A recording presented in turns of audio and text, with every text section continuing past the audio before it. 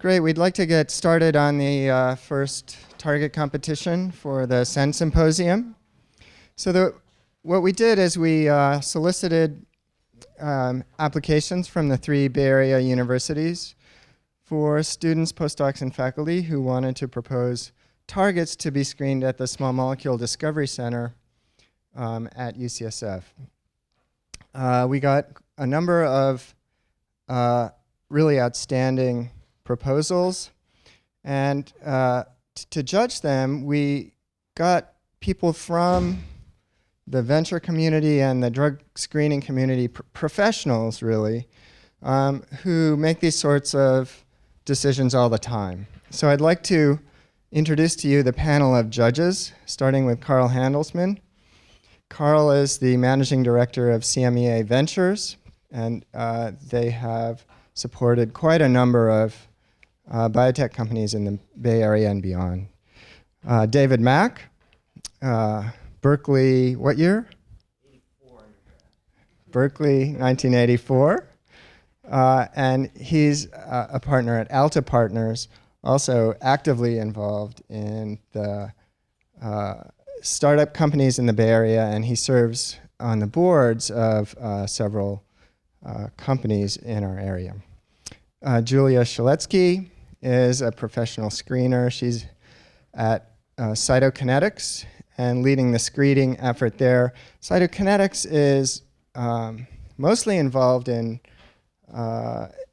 muscle pathologies and developing inhibitors and drugs for diseases of muscle, but with Lee Douglas and Matt Welch, they have done a screen of a trypanosomal target. So very exciting connection to neglected diseases.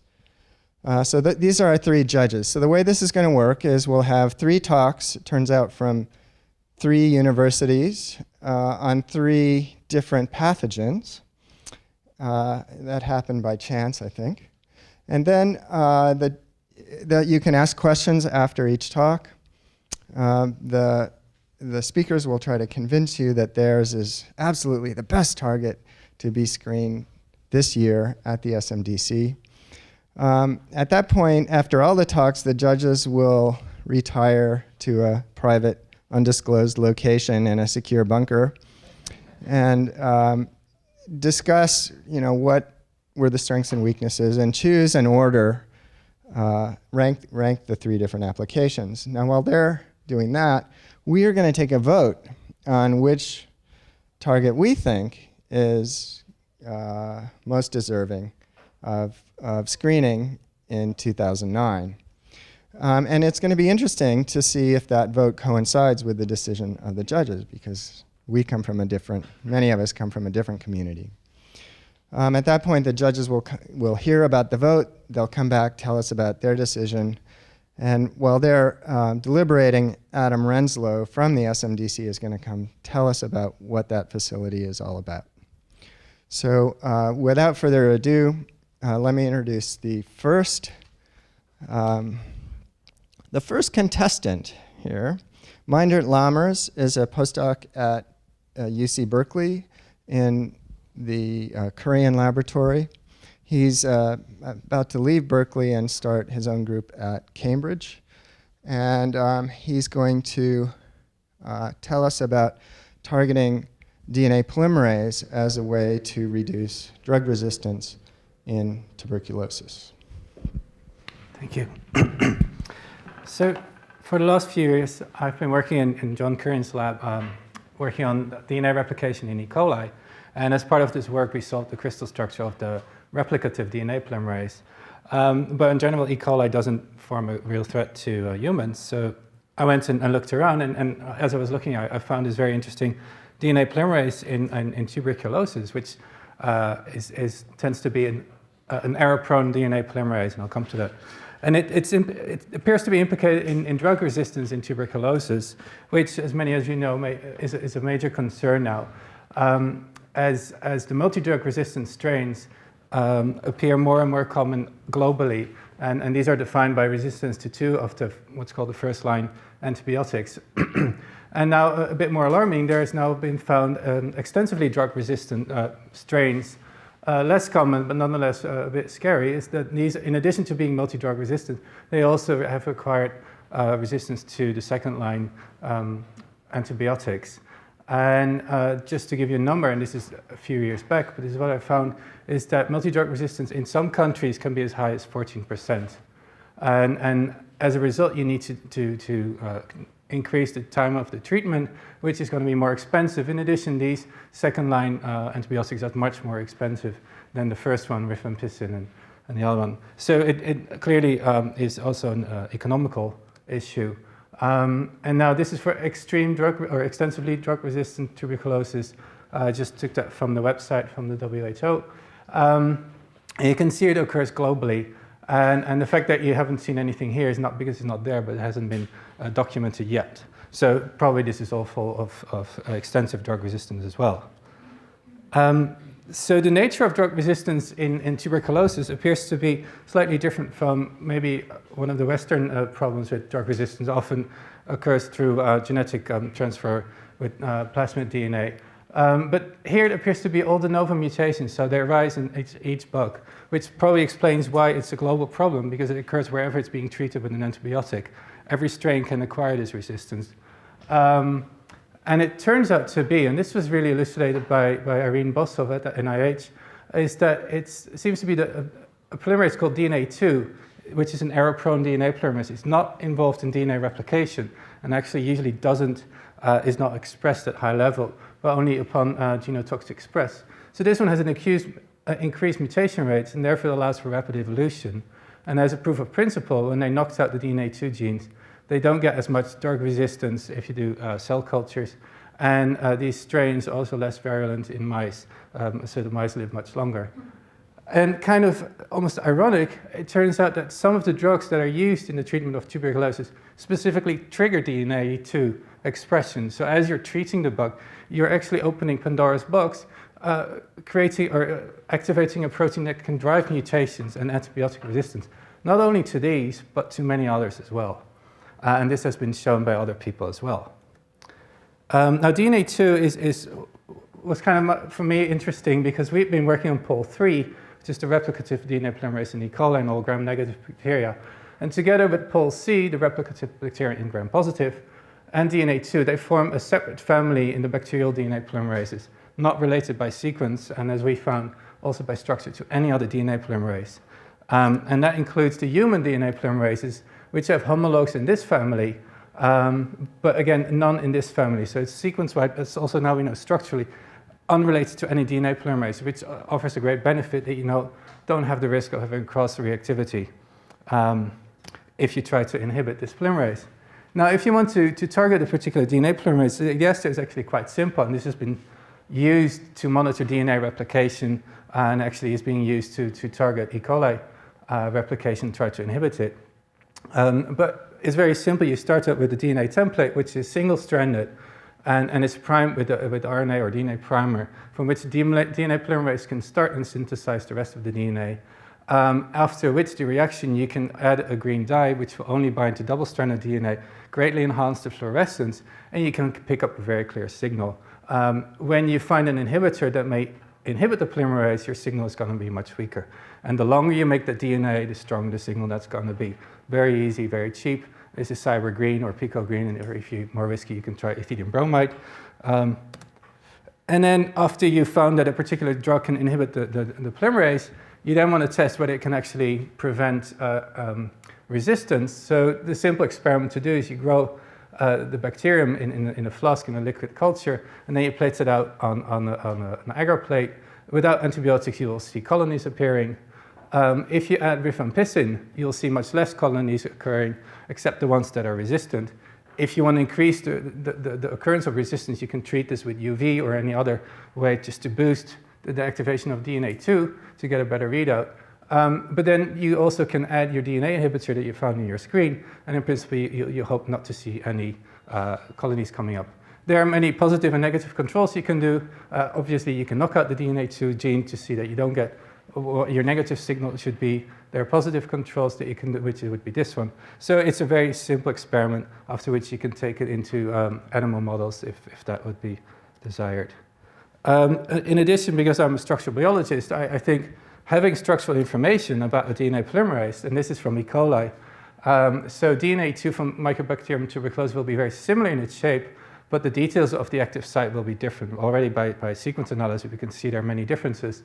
But having a structure, preferably with one of the targets bound to it, will greatly help us to improve the properties of such a drug, maybe increase its binding affinity, or if you know which parts of the drug bind to the polymerase, you can then modify other parts to make it more soluble or more membrane penetrating. So I think that would be a great tool in addition to simply screening the polymerase. And obviously, we've shown that we can do it for Pol3, and we can do it most likely also for DNA2. And with that, I'd just like to thank my boss, John Currion, and a grad student I've been working with, our collaborators in New York, and Irene Bostov, who actually provided the plasmid that expresses DNA2 from tuberculosis. Thank you.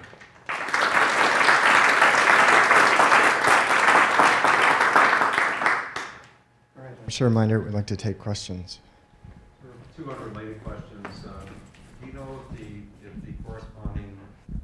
Do you know if the corresponding target in tuberculosis is regulated by an SOS response? Do they have? It is. Okay. So and then unrelated question, from your own experience as a structural biologist, what sort of affinity do you need for a drug to get co-crystals typically? So that's actually low, that's the answer. Because crystallization happens in millimolar concentration, you can get very low affinity binding drugs. So maybe drugs that you wouldn't even be able to pick up in a normal in vitro screen, you can do the screening in a crystal and maybe potentially find different drugs that bind at different sites, and if you combine them, you greatly improve their affinity. I believe there are companies that are actually using that approach to find low affinity binders, yeah.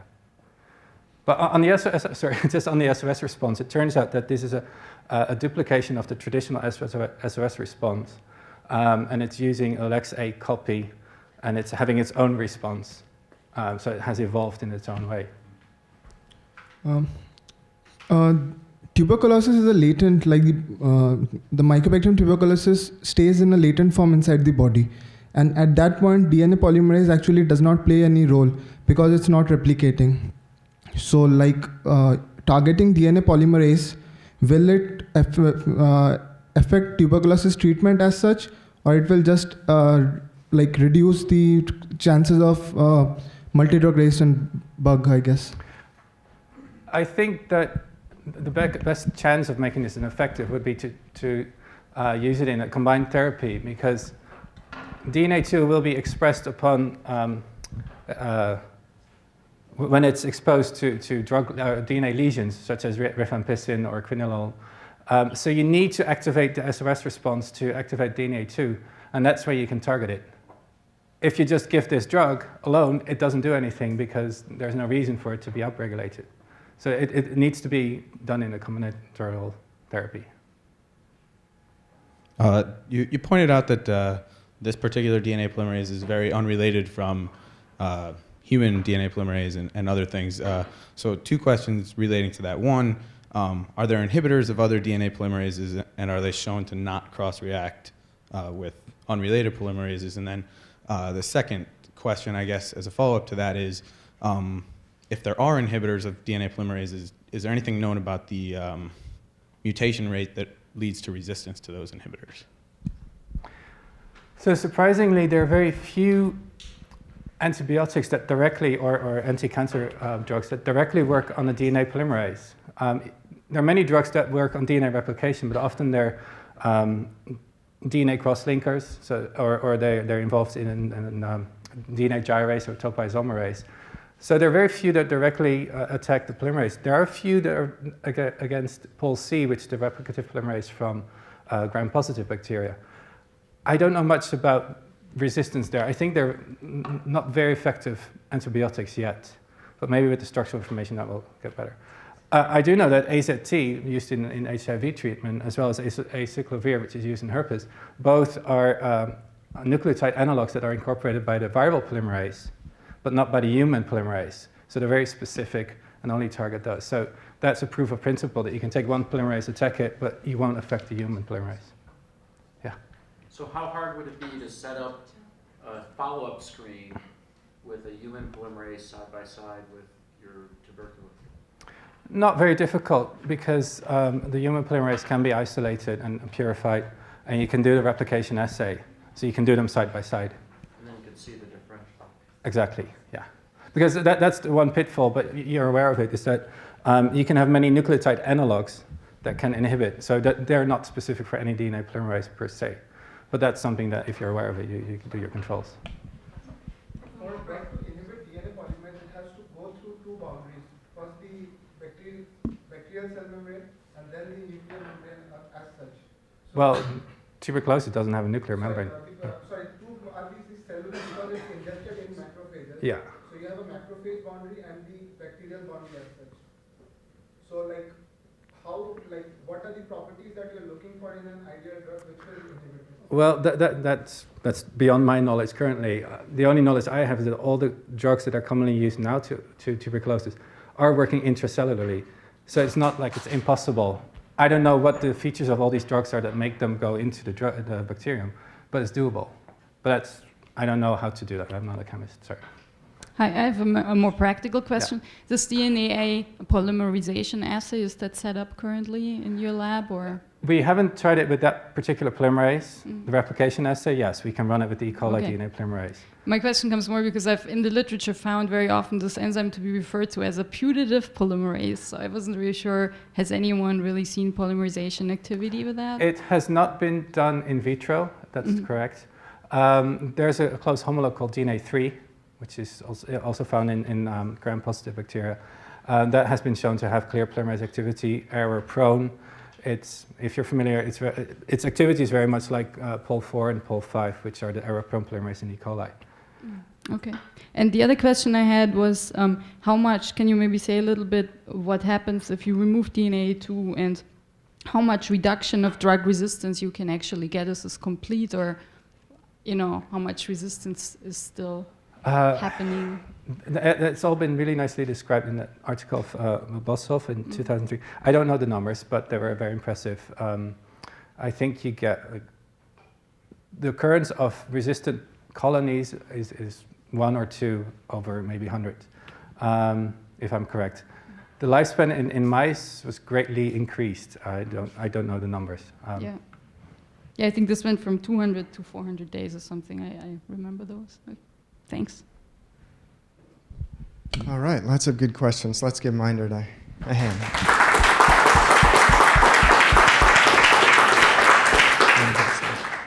All right, so our next speaker is Larissa Podust. Larissa is an assistant adjunct professor at UCSF, and she has a trypanosomal target to propose to us. I think what you've seen already is some of the really important criteria that we need to think about when we're choosing drug targets. What's the biology of the proposed target in the organism? Are there assays available?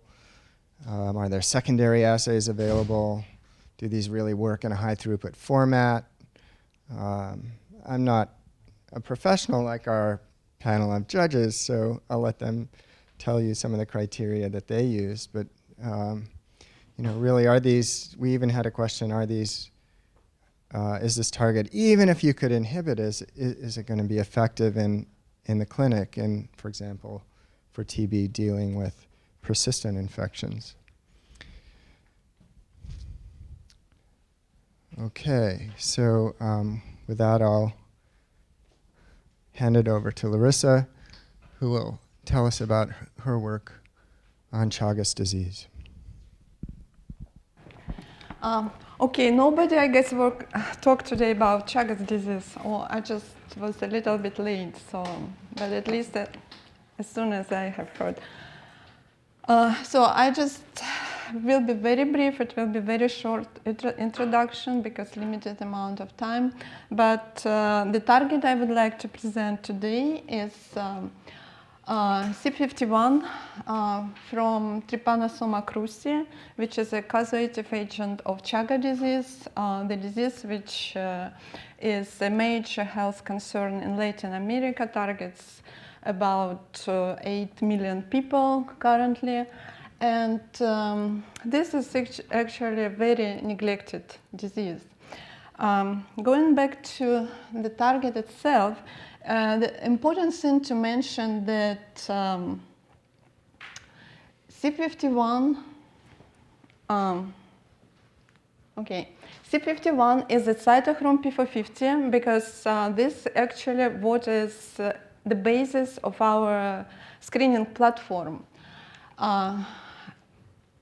Cytochromes P450 use heme as a prosthetic group, so the protein itself is red and it shifts absorption bands in response to binding ligands, inhibitors or substrates.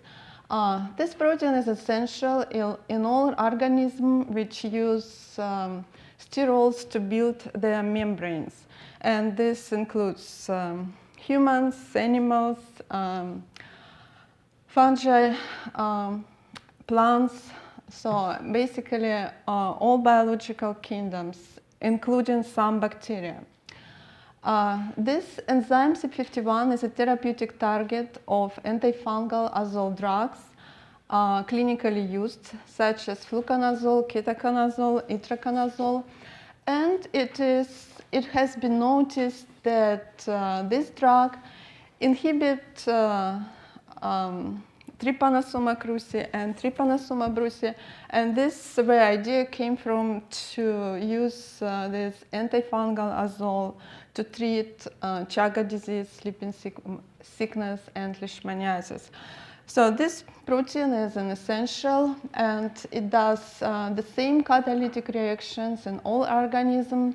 And the reaction is demethylation, 14-alpha demethylation of sterols with introduction of a double bond in 14-15 position.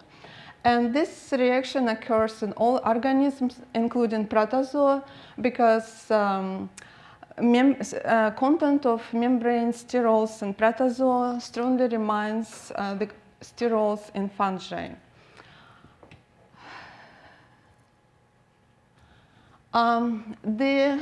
Since this protein happens to be in all basically biological species, not in all, but in majority of them, it is important how similar these proteins are across the species, and this information is available. So this scheme shows that identity between CYP51 and in plants, for example, and low eukaryotes such as Trypanosomatida is quite low, as well as it is low between animals and Trypanosoma, like below 30%.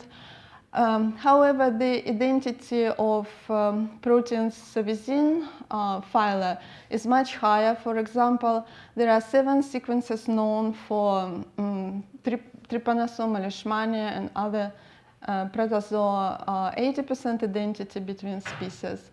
In animals and humans, around 77% identical if to consider certain CYP51 sequences.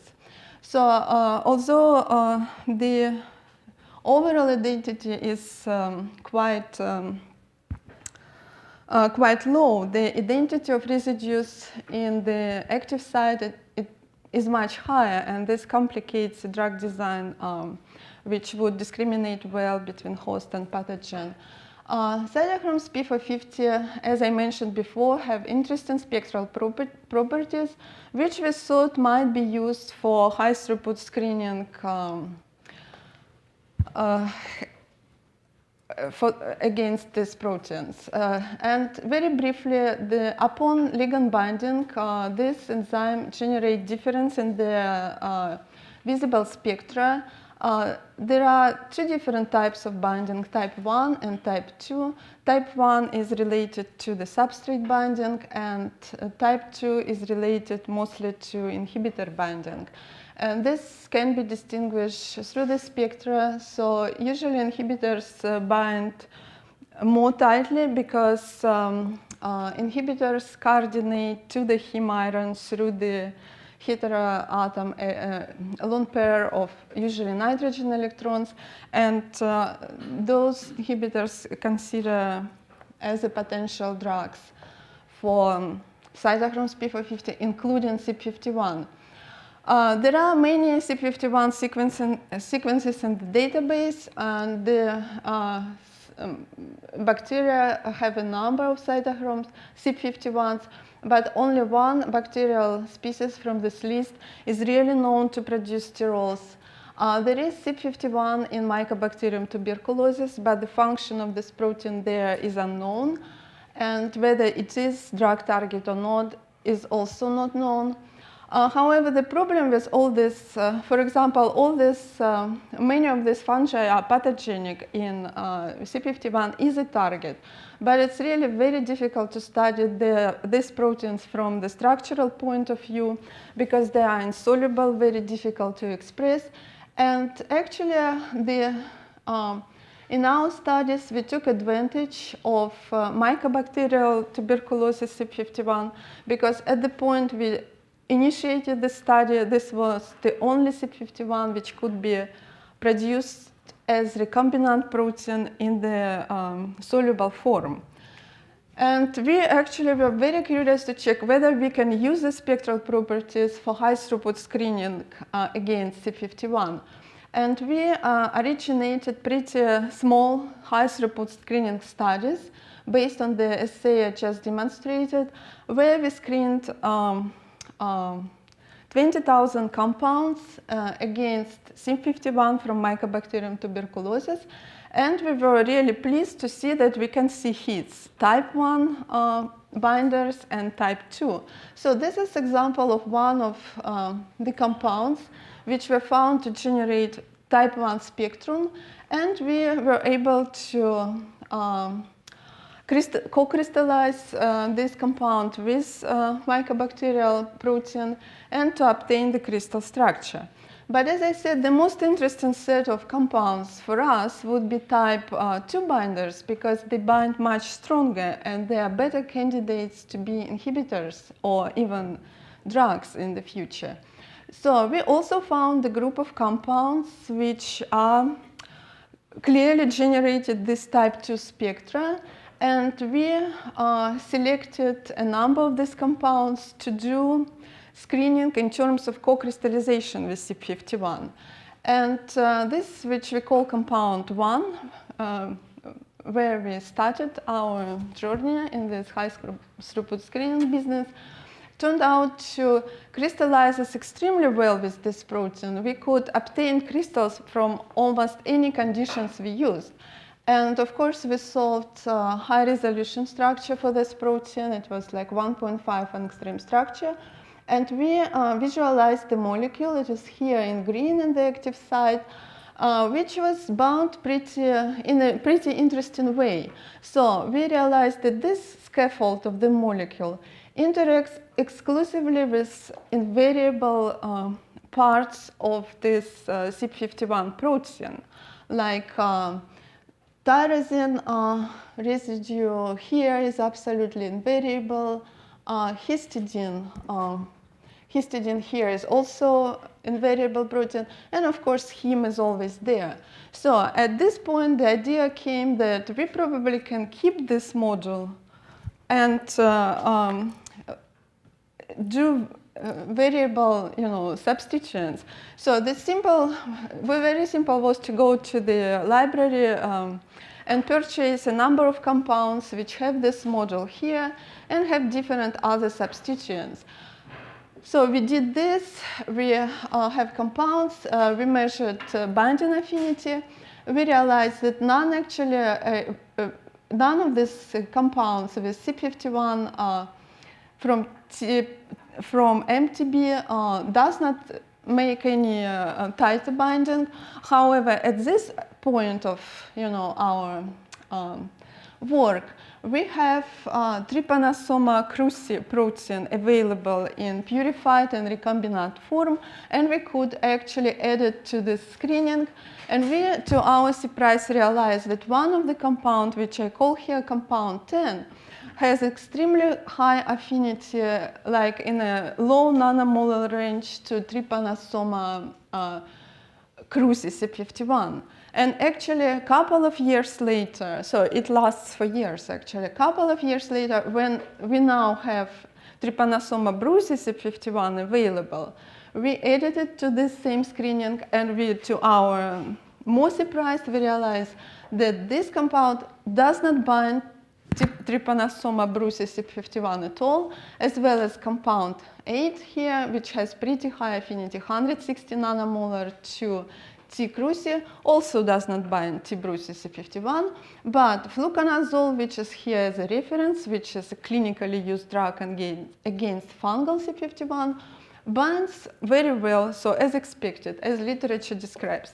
So it was actually a very interesting observation, and we started to generate number of crystal structures. Unfortunately, we could not produce crystal structure with compound 10, but from number of compounds, we can deduce that this compound binds in the active site in a way that it occupies the place of phenylalanine 87, which is a residue which discriminates between Trypanosoma brucei and Trypanosoma cruzi. This position is the only single difference in these two binding sites, and we believe that discrimination between these two CYP51s by this compound is due to identity of this residue, isoleucine in cruzi and phenylalanine in Trypanosoma brucei, because this residue, as we know from crystal structure, is the one which discriminates this single and double methylated position in CYP51 substrate. And actually, just a last sentence, we checked it in an Vitra assay against cruzi, and this compound is shown to have IC value 1 nanomolar, similar to the KD binding to CYP51. And actually, we want to screen it and use it in our use compounds in our crystal. So now we are working on crystal structure of T. cruzi CYP51. We have native crystal diffractants, and this is selenomethionine crystals. They also diffract as native crystals, and we're going to use the compounds to develop them further through the crystallization and in silica studies. Sorry, it took me longer than I thought.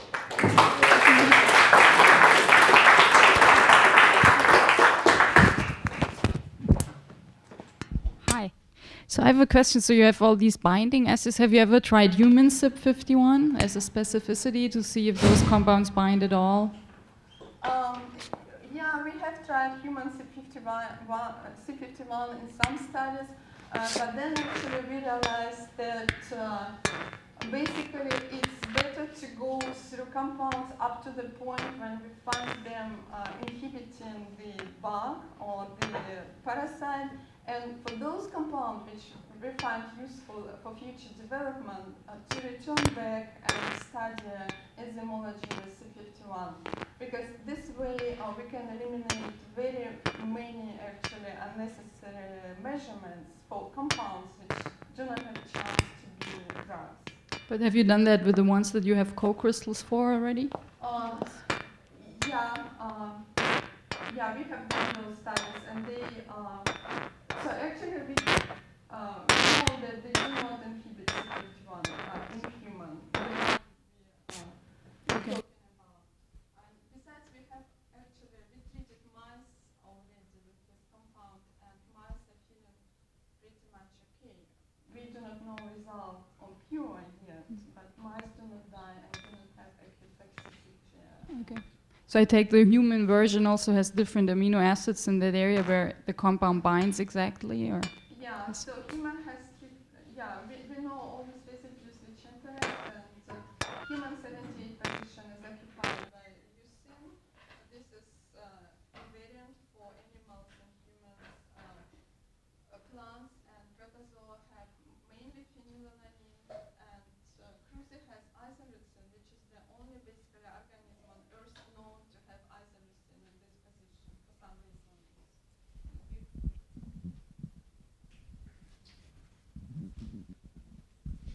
I have a naive question. It seems to me that if you inhibited lanosterol demethylase and T-Brutzi, they could in principle take up sterols from the serum. Do they give a special sterol? Is there some reason that cholesterol won't work, or is there a reason they can't take it up? Actually, at some stages, those parasites can use post-sterol, and those can use in a more extended decrucia. But actually, it is there are always data showing that this steroid-chaining pathway can be inhibited in crucia, and some other enzymes were shown to be a good target for crucia as well. But most likely, structurally, those compounds should be quite different because, as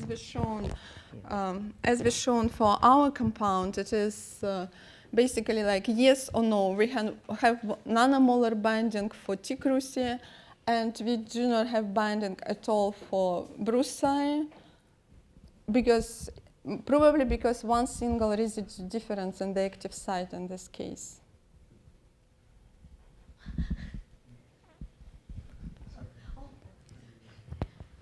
So do you have any data that suggests that it's genetically essential? Genetically essential. So have you, I mean, you provide some chemical validation that the target's essential, but have you is there, as you know, just because an enzyme is present, it doesn't mean that it's necessary for growth under the stage that causes symptoms. So do you have any genetic knockout data suggesting that this target is critically and there aren't any salvage pathways involved when you're we are trying to get this data on brucei right now through the RNA approach, but actually the C51 is essential in all organisms which produce membrane sterols, including actually this compound kills the bug at concentration 10 micromolar. It cures macrophage cells, so it's just complete cure of cells in vitro. Yeah, I mean, it's very good evidence, though. There's always the possibility that you could have off-target effects that would give you your activity in the cell-based assay that wouldn't necessarily be related to the enzymatic assay. And without having a good SAR, certain chemists would probably quibble about that. No, assays are available. So assay is demethylation of sterols. We just, for this particular work, we did not run the assays yet, with an exception of one compound to save some time, actually. All right. I can see that we're going to have a tough choice. Let's thank Larissa one more time.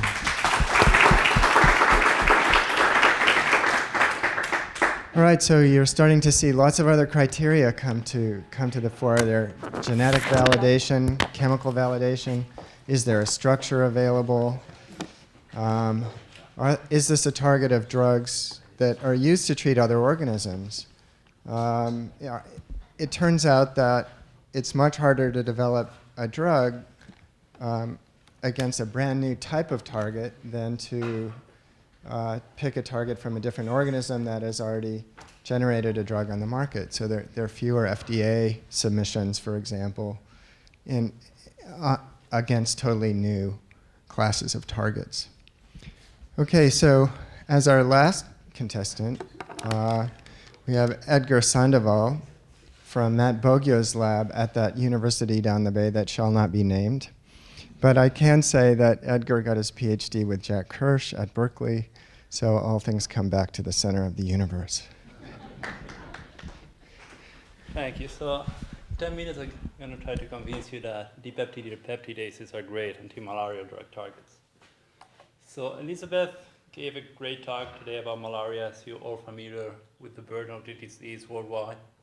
And the most dramatic aspect of the disease is the recurrent drug resistance of the parasite to any new drug that comes. So in my talk, I'm basically going to start explaining a rationale to think that dipeptidyl peptidases can actually be drug targets for malaria. Then how we've gone to validate them, how we've developed an assay for high-throughput screening to be able to find new inhibitors of dipeptidyl peptidases, and what tools we have in the lab to actually take any leading compounds to later stage of drug development. So, as you've seen, the malaria parasite are very complicated life cycle with the insect stage, a liver stage, and a blood stage. In our lab, we really focus on the blood stage, which is the one that's relevant for the disease. All the manifestations of malaria happen when an infected red blood cell bursts and releases the parasites into the bloodstream. And that happens every 48 hours, and it's responsible for all the high fevers that are associated with the disease. So the reason why we think, one of the reasons why we think dipeptidyl peptidases are important targets is because they're involved at different stages of the parasite life cycle. So Michael Klember showed that DPAP1 is involved in hemoglobin degradation at the initial stages of that blood stage where the parasite is growing, and he uses hemoglobin as the main source of amino acids. Then Shirin, a postdoc in our lab, recently identified DPAP3 as a key regulator of egress. So basically, she showed that if you take a culture of parasite at Scheisen stage, and you treat it with SAG1, which is a DPAP3 specific inhibitor, the parasites cannot burst out of the red blood cell, but they get arrested at that stage. So that's one of, and also DPAP, the third DPAP in Plasmodium is DPAP2, which is to be present in the insect stage, but its biological function is unknown. So we have here a family of dipeptidyl peptidases that are involved at different stages of the parasite life cycle. So I think if we find a drug able to inhibit that family, it has a better chance to basically kill the parasite. The other reason, and that's the case of human cat C, which is the closest homologue to those dipeptidyl peptidases, is that proteases have relatively small active sites. What they do, they basically cleave two amino acids off the N-terminal of substrate proteins. And you can see those are inhibitors that we've been using in the lab, are covalent inhibitors, and as you can see, they're pretty small. And the last reason why we think those might be potential drug targets is that the closest homologue to human is cathepsin C, and also it's known to be involved in immune response and inflammation response.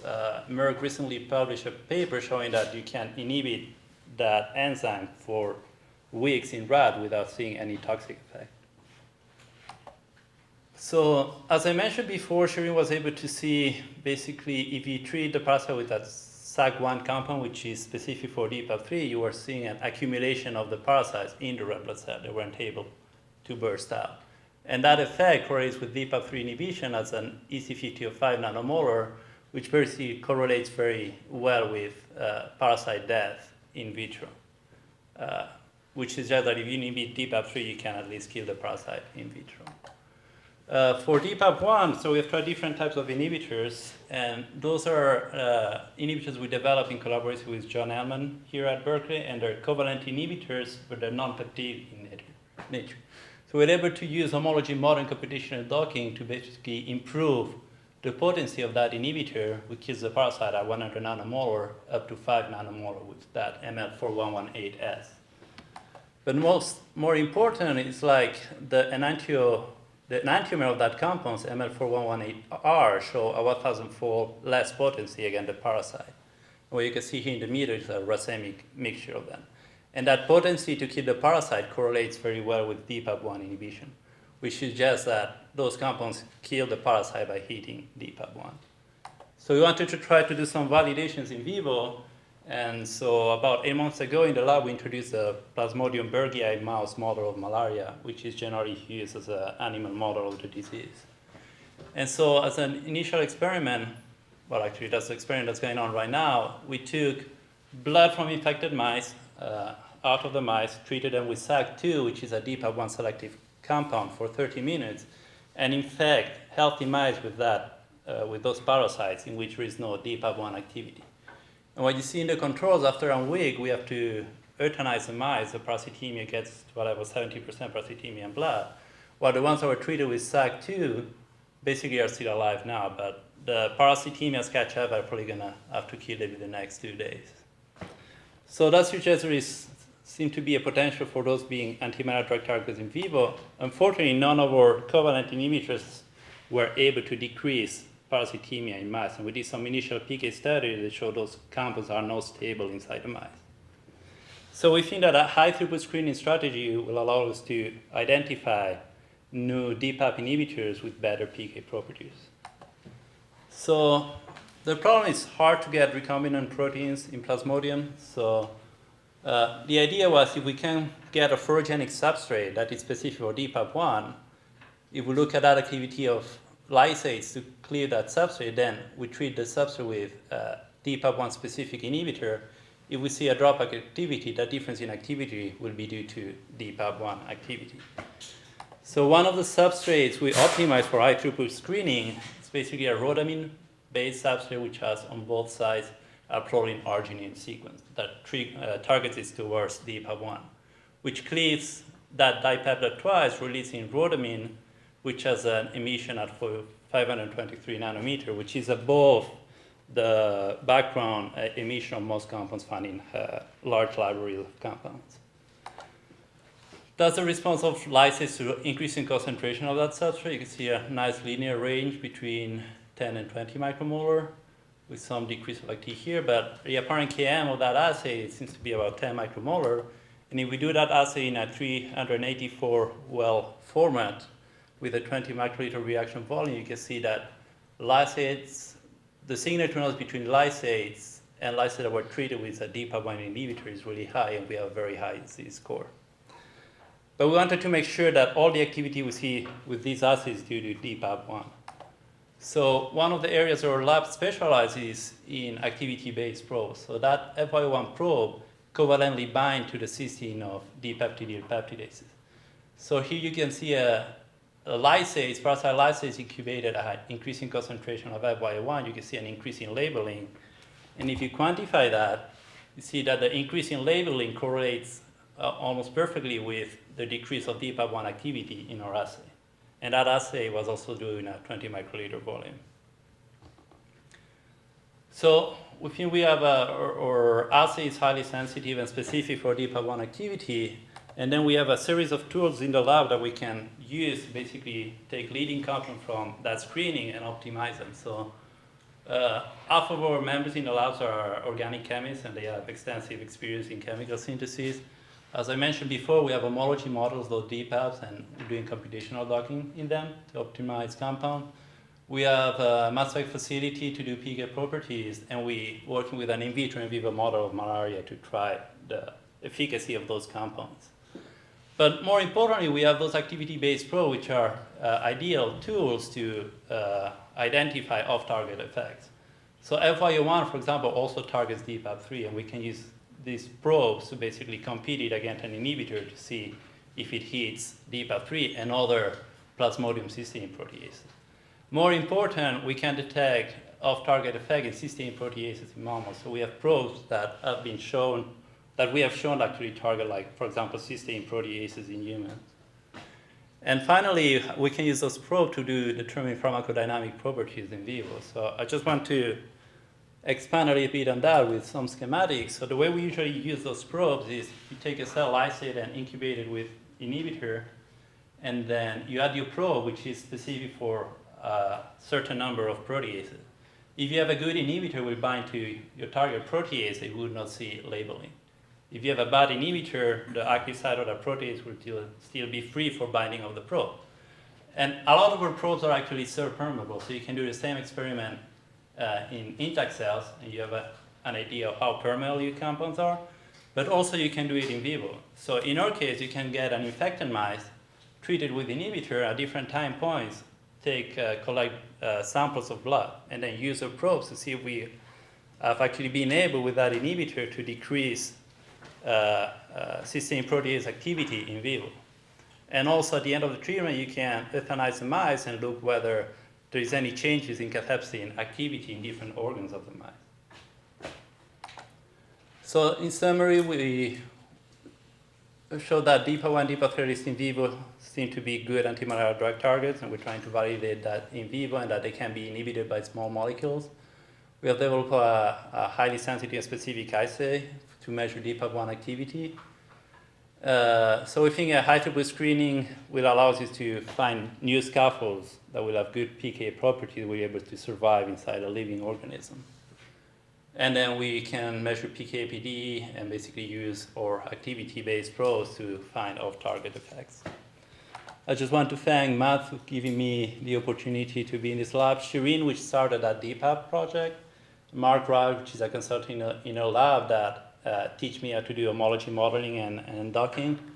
John Ellman and Melissa Leyva, who's a grad student in his lab, who have basically give us all those non-peptidic inhibitors and work with us on optimizing them. And also, thank you for allowing me to speak here.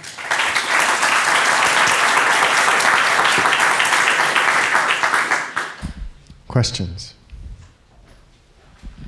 I have a couple of questions. The first one is, how are you going to get a host pathogen specificity with cysteine proteases? Have you thought about, I mean, cysteine proteases are important for a lot of things, so can you say anything about general homology of the active site, for example? Of those like, comparing them to human cysteine proteases? So we haven't, so we have a made screening of covalent inhibitors for the four cysteine proteases of papain fulvin in Plasmodium, which are both DPAPs and falcipains, but also to cathepsin, like cathepsin C, cathepsin B, cathepsin L, like basically all the cathepsin we have probes for them. And we can see difference in a series of inhibitors. We have some inhibitors that inhibit some of the falcipain proteases, but not the human ones.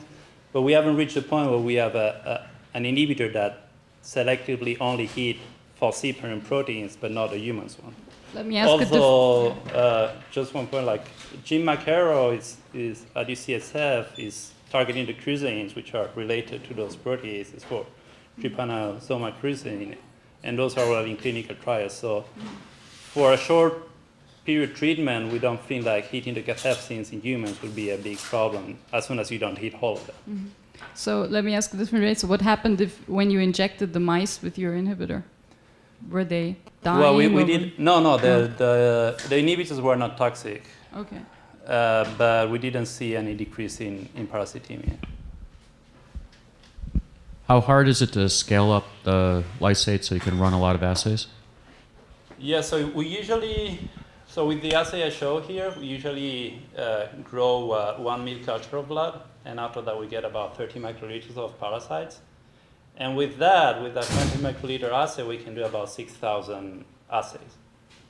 So, it's really common in the lab to grow like 16 flasks at the same time, so it's very easy to scale up and have enough lysates to do a screening. All right. Let's give Edgar a hand again.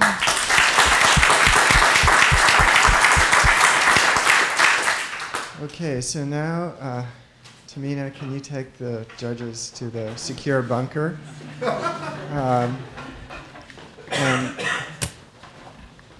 at this point, Cyrus and Jamie are going to hand out ballots. It looks like we're losing our quorum rapidly, but we'd still like to get your votes as to which project you think should go forward this year. We saw some additional criteria in this last talk, the feasibility of follow-on chemistry, for example, and mechanistic assays for the inhibitors. So the issue really is, what kind of balance are you looking for all these potentially important characteristics? So at this point, I'm going to turn it over to Adam. All right. So the screen of this target is going to be performed at the Small Molecule Discovery Center at UCSF, and so Adam is going to tell us about that facility and their vision for how to do drug discovery. Thanks, Tom. So the SMDC was founded in 2005 when Jim Wells returned to UCSF to take a faculty position. And currently the center has grown significantly in the past 3 years to the point where we now have close to 20 scientists, a mixture of postdocs, staff scientists, much of the leadership coming out of the pharmaceutical industry, actually. So in addition to Jim's experience in industry, the associate directors of chemistry, that's myself, and biology, Michelle Arkin, also have around 18 years combined experience in the industry. So really, I think the reason for bringing this center to UCSF, and I should mention, we're actually part of QB3, so we really are a resource for the whole UC community. And we also work with investigators outside of UC as well. But the driving force, I think, was sort of the confluence of factors, investigators becoming more interested in using small molecules to interrogate biology, so to complement genetic techniques and RNAi knockdown, to use small molecules where you can do dose response, and you can think of these as potentially establishing the druggability of a target or a pathway. So that's one factor. And then sort of dovetailing with that is the fact that the pharmaceutical industry has started to largely abandon early stage target discovery, becoming more risk averse and really focused on existing targets and therapies. So really what we're trying to do here is both identify useful probes for biologists to study biology, to hopefully validate targets as druggable with small molecules, and to identify what are going to be the next generation of therapeutic targets in diseases in general, but in particular for neglected diseases. The industry isn't working on that to any degree really, so this is really the only stop for neglected diseases, and I'd be happy to say a few words about what we're doing in that area as well. So in terms of, so we can do biochemical assays, we do cell-based assays, high content screening. We're building up the capability to do fragment screening, which we think is an approach that can target more difficult targets like protein-protein interactions and protein allostery.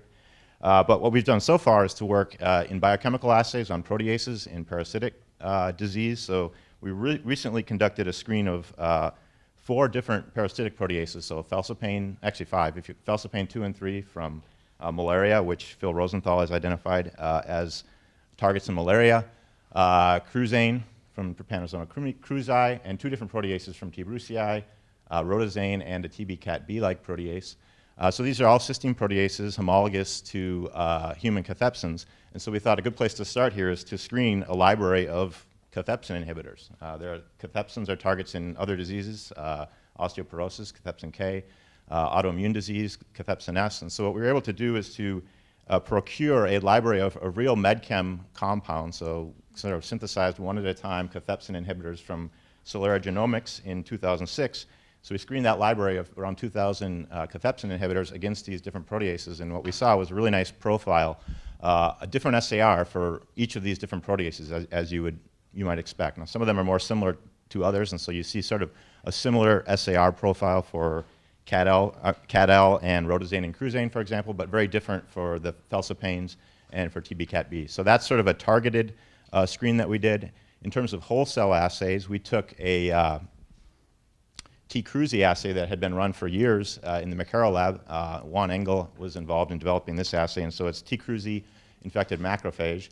And the typical assay was very low throughput, about 10 compounds at a time at most, and it would take 40 days. Essentially, it was a survival assay to see how long the macrophage survived. So in the last 6 months, we've now ported that into 96-well format. We're using a high-content screening microscope. We actually, after 4 days incubation with compound, we count T-Cruzi in the macrophage in a 96-well plate. So now we can envision screening hundreds or thousands of compounds against this parasite. And so that just gives you an idea of 2 neglected diseases that we've been working on.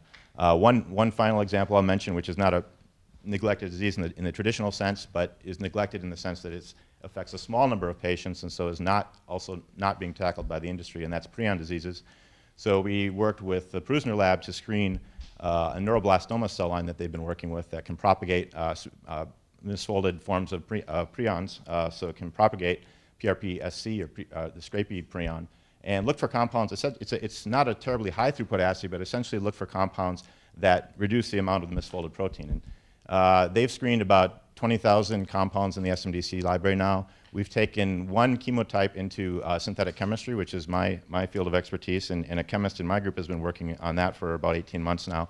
And we now have compounds that are effective at low nanomolar concentrations in this cell line, that are orally bioavailable and that get into the brain to micromolar concentrations in mice. And we're moving those forward now towards efficacy studies, which require about 120 days before you really know if they're having an effect. But that's where that project stands. So anyway, that's just to whet your appetite with a lot of the different projects that we have ongoing.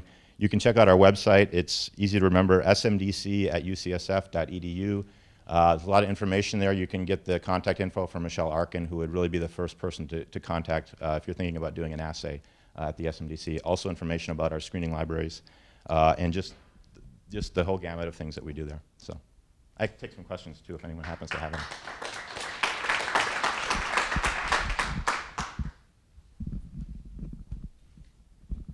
So as you know, one of the problems with a biologist doing screens is that they end up having a problem resynthesizing compounds and doing anything interesting after they get their primary hit. So exactly. What do you tell your biologists? That was the motivation to have not only a screening group, but a chemistry group. So we have separate. Then how do you... So basically where I get involved in the chemistry side is after a screen has been run and we have some hits, okay? I can actually look through those for the investigator or with the investigator to say, as a chemist looking at these structures, I like this one, I like this one, I like this one. We have cheminformatics so that you can see, if you have a hit, but there were 50 other very similar compounds that were inactive in the screen, that's a problem. You need to be able to know that easily. If you have an Excel sheet with 10,000 cells on it, you're not going to be able to figure that out. So the cheminformatics allows you to very easily spot those sorts of things. So we look for it, say which leads, which hits have real SAR coming out of the screen. Then what I can do is I'll go and suggest compounds that they can buy to expand the SAR around that. We don't do chemistry on every screen, obviously. We don't have the resources for that. It's a very small number where we actually will do synthetic chemistry in my group, but I can help a lot more investigators with that sort of SAR by catalog. We go out and buy things that are related and just give you my own feel for how the compounds are. So most of the compounds could be purchased from vendors in doses and amounts that would be sufficient for dosing animals? Not always. Sometimes you can only get milligram quantities. When you're ready to go into animals, you probably have to outsource the synthesis to a vendor, a different vendor. But I can also recommend some of those. Okay. All right, Adam, your timing is perfect. All right, judges, so how did the contestants do? Well, everyone was excellent, so we'll just take the next 45 minutes or so to, just kidding, everyone wants to get to the reception. The disappointment is that we actually agree with the audience on the number one project, so we thought we'd get some juices going here, but... Do you actually know how you voted? No. So overall, it was different from ours, and we'll discuss that. But the clear winner, Edgar, congratulations.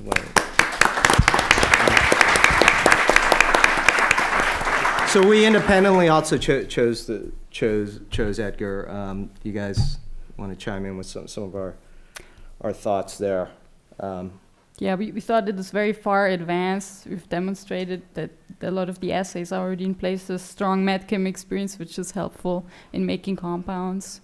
In vitro proof of concept. Yeah, it's I terrific like to the have. enantiomer selective data that you've had in your proposal. You didn't mention that today, but. And then from a, I'm sorry, go ahead. And the ability to have all of you had the ability to do follow-up screens, which is a very, very important thing. Right, and then in terms of, we're not big fans of irreversible binders, covalent binders, right, as you recognize and point out in your talk, but given the platform that you've outlined, this is certainly worth, a shot at an HTS with trying to find reversible binders, right? So that was terrific, so very well done. Yeah, the target was very well validated, I think, also. So, where we also, you want to keep talking about Edgar, or you want to talk about the other ones? Yeah, I think we're through with Edgar. So we also liked Larissa's. She has an essential target, and we like the ability that she has secondary assays available. One of the concerns we had was, would you see resistance cropping up, and what would the resistant rates be? Yeah, right, because there was a single amino acid difference between C and B, and that's definitely a concern down the line.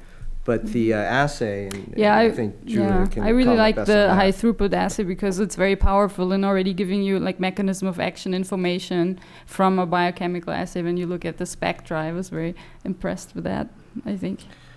Just to let you know, the audience actually chose a second, Meindert, who we actually put at 3.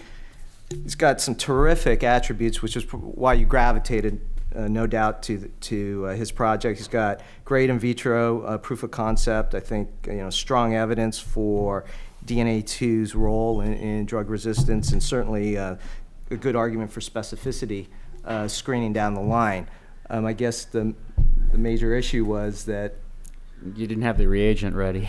You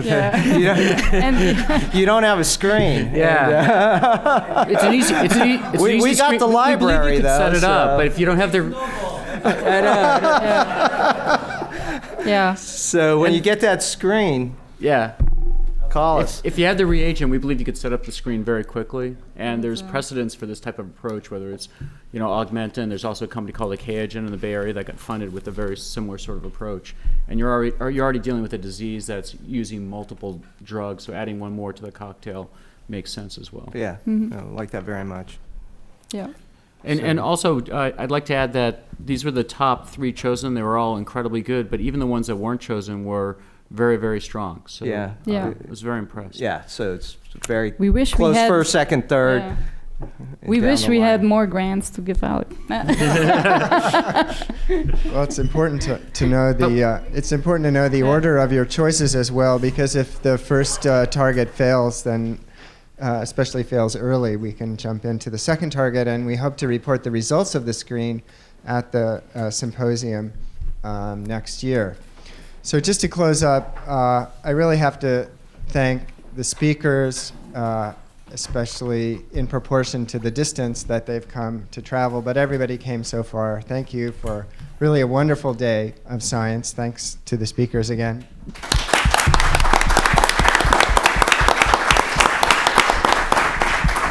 It's a really incredibly special day. I'd like to thank the panel of judges for the screen competition.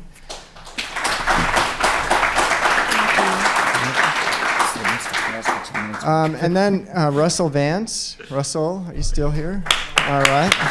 The person who organized this wonderful day with Dan Portnoy. Thank you to Russell and Dan. And thank you all for coming. It's been Tamina. Yeah, Tamina. Well, I thanked Tamina this morning, but you can't thank Tamina enough. So thanks very much. Tamina did an incredible amount of the organization for today with help from Maureen Royer primarily. So thanks to these people. Thank you for coming again. Thank you, Kyle, for putting this. Yeah, Kyle. All right.